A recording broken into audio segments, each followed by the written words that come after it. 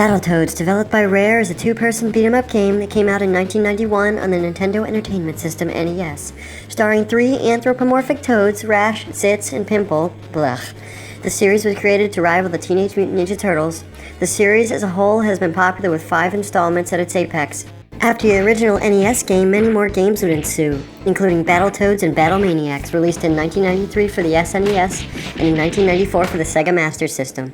Battletoads Arcade, an arcade game released in 1994, also known as Super Battletoads, with an increased level of violence on this one. Tisk tisk.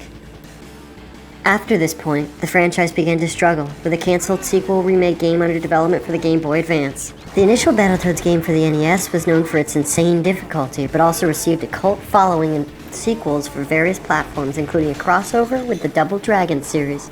In each of the games, the goal is to defeat the evil Dark Queen and her army of space mutants. The main enemies in these games involved mutants, led by the evil Dark Queen, a sexy space goddess queen that is hellbent on universe domination.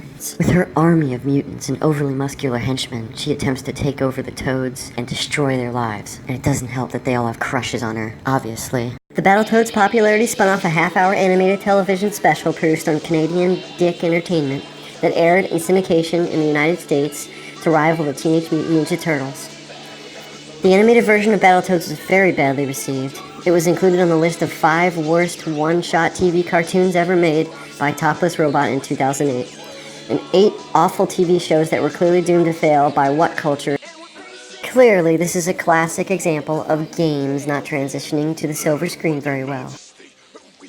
Going back to the games, in 2010, Game Informer included Battletoads among top 10 gaming franchises that deserve a revival and precisely a true HD sequel.